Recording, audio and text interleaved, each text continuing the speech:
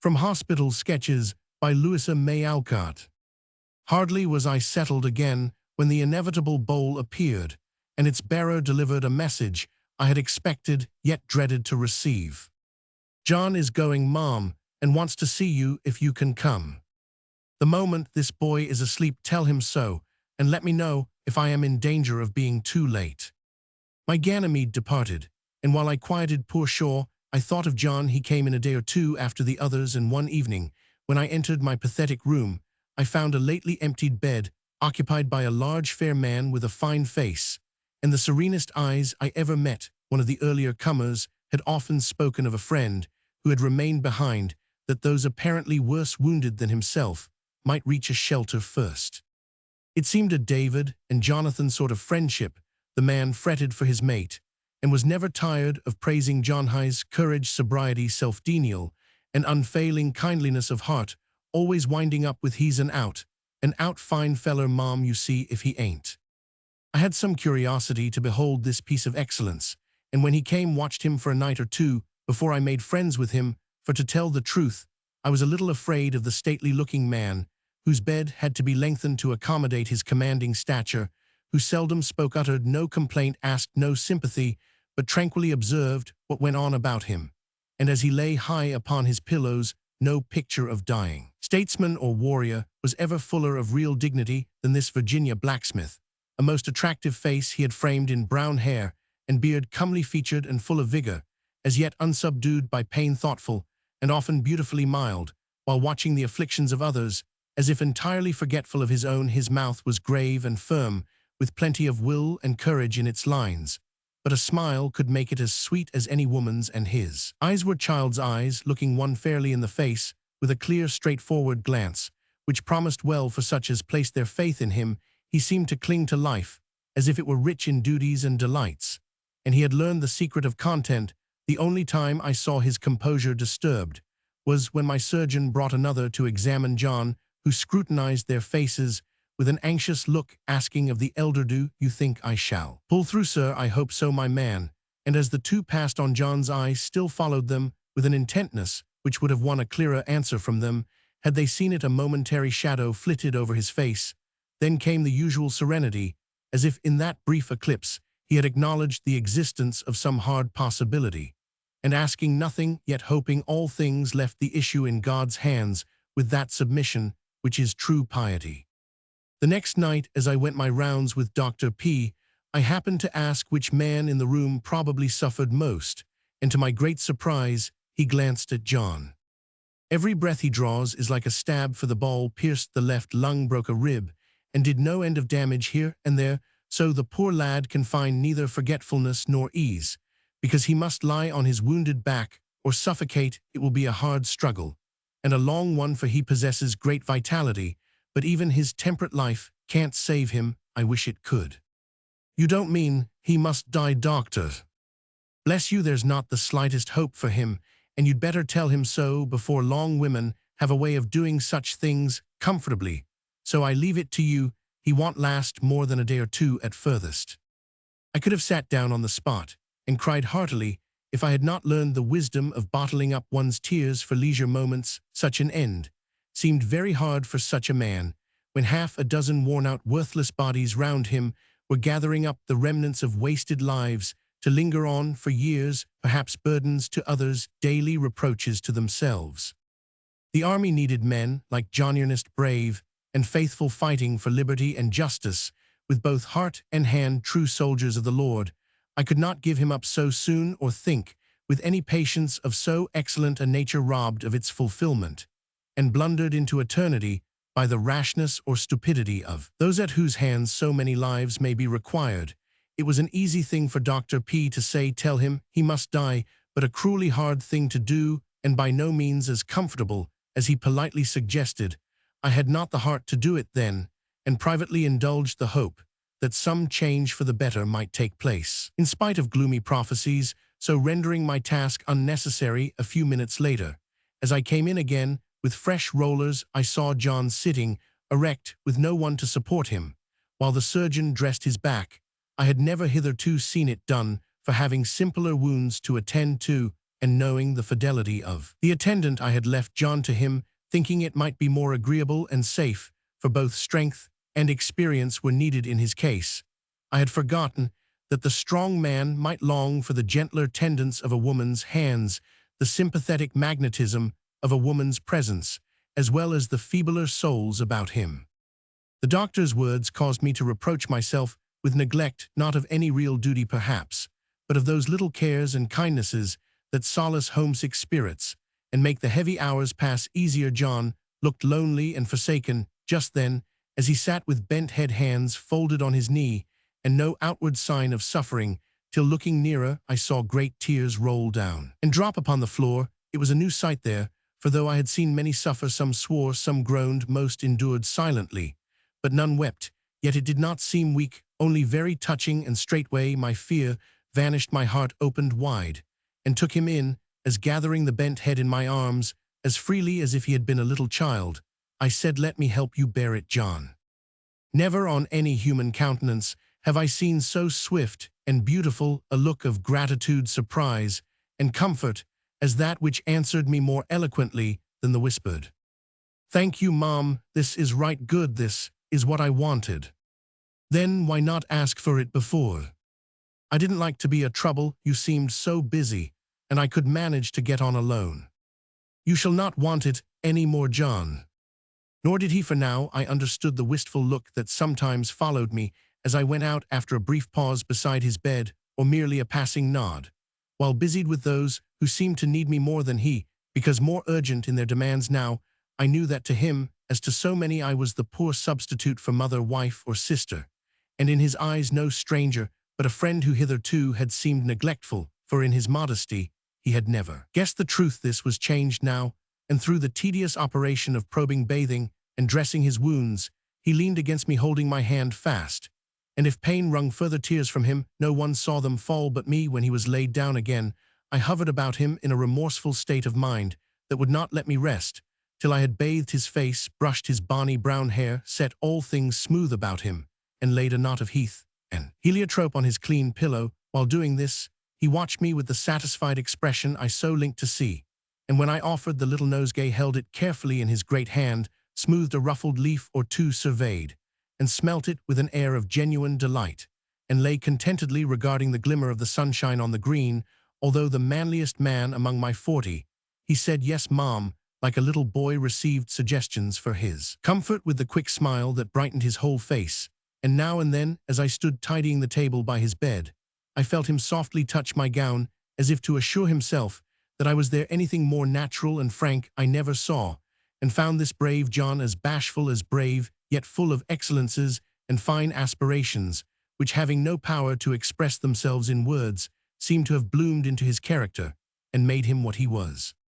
After that night, an hour of each evening that remained to him was devoted to his ease or pleasure. He could not talk much, for breath was precious, and he spoke in whispers, but from occasional conversations I gleaned scraps of private history, which only added to the affection and respect I felt for him. Once he asked me to write a letter, and as I settled pen and paper, I said, with an irrepressible glimmer of feminine curiosity, "Shall it be addressed to wife or mother, John?" "Neither, Mom, I've got no wife, and will write to mother myself when I get better." "Did you think I was married because of this?" he asked, touching a plain ring he wore, and often turned thoughtfully on his finger when he lay alone. "Partly that, but more from a settled sort of look, behavior look, which young men seldom get until they marry."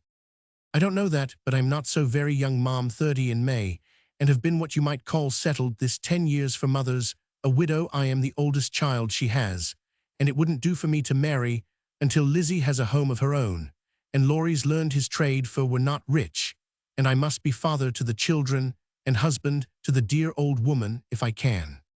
"No doubt, but you are both, John. Yet how came you to go to war if you felt so wasn't enlisting as bad as marrying?" "No, Mom, not as I see it. For one is helping my neighbor, the other pleasing myself. I went because I couldn't help it.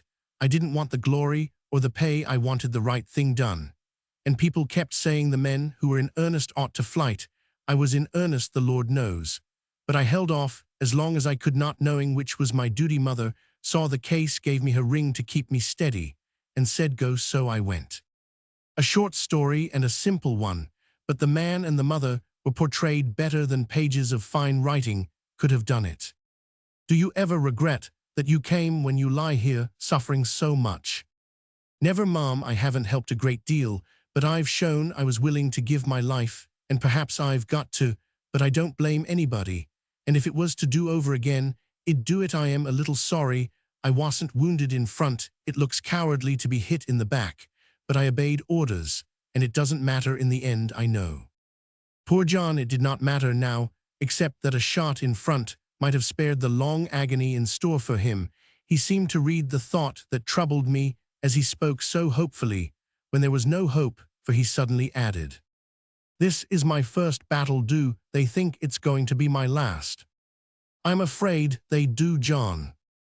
It was the hardest question I had ever been called upon to answer, doubly hard, with those clear eyes fixed on mine, forcing a truthful answer by their own truth. He seemed a little startled at first, pondered over the fateful fact a moment, then shook his head with a glance at the broad chest and muscular limbs stretched out before him. "I am not afraid, but it's difficult to believe all at once. I am so strong it don't seem possible for such a little wound to kill me." Mary Mercutio's dying words glanced through my memory as he spoke. "'Tis not so deep as a well, nor so wide as a church door, but 'tis enough," and John would have said the same could he have seen the ominous black holes between his shoulders. He never had, and seeing the ghastly sights about him, could not believe his own wound more fatal than these, for all the suffering it caused him. "Shall I write to your mother now?" I asked, thinking that these sudden tidings might change all plans and purposes, but they did not, for the man received the order of the divine commander to march with the same unquestioning obedience with which the soldier had received that of the human one, doubtless remembering that the first led him to life and the last to death. "No, Mom," to Laurie, "just the same, hell break it to her best, and I'll add a line to her myself when you get done." So I wrote the letter, which he dictated, finding it better than any I had sent, for though here and there a little ungrammatical or inelegant, each sentence came to me briefly worded, but most expressive, full of excellent counsel to the boy, tenderly bequeathing mother and Lizzie to his care, and bidding him good be in words the sadder for their simplicity. He added a few lines with steady hand, and as I sealed it said with a patient sort of sigh, "I hope the answer will come in time for me to see it." Then, turning away his face, laid the flowers against his lips, as if to hide some quiver of emotion at the thought of such a sudden sundering of all the dear home ties. These things had happened 2 days before. Now John was dying, and the letter had not come. I had been summoned to many deathbeds in my life, but to none that made my heart ache as it did then, since my mother called me to watch the departure of a spirit akin to this, in its gentleness and patient strength. As I went in, John stretched out both hands. "I knew you'd come. I guess I am moving on, Mom." He was in so rapidly that even while he spoke over his face, I saw the gray veil falling that no human hand can lift. I sat down by him, wiped the drops from his forehead, stirred the air about him with the slow wave of a fan, and waited to help him die. He stood in sore need of help, and I could do so little, for, as the doctor had foretold, the strong body rebelled against death, and fought every inch of the way, forcing him to draw each breath with a spasm and clench his hands with an imploring look, as if he asked, "How long must I endure this?" And be still. For hours he suffered dumbly, without a moment's respite or a moment's murmuring. His limbs grew cold, his face damp, his lips white, and again he tore the covering off his breast, as if the lightest weight added to his agony. Yet through it all his eyes never lost their perfect serenity, and the man's soul seemed to sit therein undaunted by the ills that vexed his flesh. One by one the men woke, and round the room appeared a circle of pale faces and watchful eyes full of awe and pity, for though a stranger John was beloved by all. Each man there had wondered at his patience, respected his piety, admired his fortitude, and now lamented his hard death, for the influence of an upright nature had made itself deeply felt even in one little week. Presently the Jonathan who so loved this comely David came creeping from his bed for a last look, and word the kind soul was full of trouble, as the choke in his voice, the grasp of his hand betrayed. But there were no tears, and the farewell of the friends was the more touching for its brevity. "Old boy, how are you?" faltered the one. "Most through, thank Heaven, whispered the other. Can I say or do anything for you anywheres? Take my things home and tell them that I did my best. I will. Good be Ned. Good be John, good be.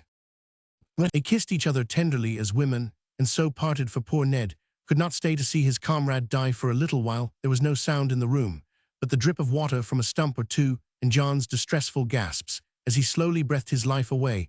I thought him nearly gone, and had just laid down the fan, believing its help to be no longer needed, when suddenly he rose up in his bed and cried out with a bitter cry that broke the silence, sharply startling everyone with its agonized appeal. For God's sake, give me air. It was the only cry pain or death had wrung from him, the only boon he had asked, and none of us could grant it, for all the airs that blew were useless. Now Dan flung up the window. The first red streak of dawn was warming the grey east, a herald of the coming sun. John saw it, and with the love of light, which lingers in us to the end, seemed to read in it a sign of hope, of help, for over his whole face there broke that mysterious expression, brighter than any smile, which often comes to eyes that look their last. He laid himself gently down, and stretching out his strong right arm, as if to grasp and bring the blessed air to his lips in a fuller flow, lapsed into a merciful unconsciousness, which assured us that for him suffering was forever past. He died then, for though the heavy breaths still tore their way up for a little longer, they were but the waves of an ebbing tide that beat unfelt against the wreck, which an immortal voyager had deserted. With a smile he never spoke again, but to the end held my hand close, so close that when he was asleep at last I could not draw it away. Dan helped me, warning me as he did so that it was unsafe for dead and living flesh to lie so long together. But though my hand was strangely cold and stiff, and 4 white marks remained across its back, even when warmth and color had returned elsewhere, I could not but be glad that through its touch, the presence of human sympathy perhaps had lightened that hard hour. When they had made him ready for the grave, John lay in state for half an hour, a thing which seldom happened in that busy place, but a universal sentiment of reverence and affection seemed to fill the hearts of all who had known or heard of him. And when the rumor of his death went through the house, always astir, many came to see him, and I felt a tender sort of pride in my lost patient, for he looked a most heroic figure lying there, stately and still as the statue of some young knight asleep upon his tomb. The lovely expression, which so often beautifies dead faces, soon replaced the marks of pain, and I longed for those who loved him best to see him when half an hour's acquaintance with death had made them friends. As we stood looking at him, the ward master handed me a letter, saying it had been forgotten the night before. It was John's letter, come just an hour too late to gladden the eyes that had longed and looked for it so eagerly. Yet he had it, for after I had cut some brown locks for his mother and taken off the ring to send her, telling how well the talisman had done its work, I kissed this good son for her sake, and laid the letter in his hand, still folded, as when I drew my own away, feeling that its place was there, and making myself happy with the thought, even in his solitary place in the government lot, he would not be without some token of the love which makes life beautiful and outlives death. Then I left him, glad to have known so genuine a man, and carrying with me an enduring memory of the brave Virginia blacksmith, as he lay serenely waiting for the dawn of that long day which knows no night.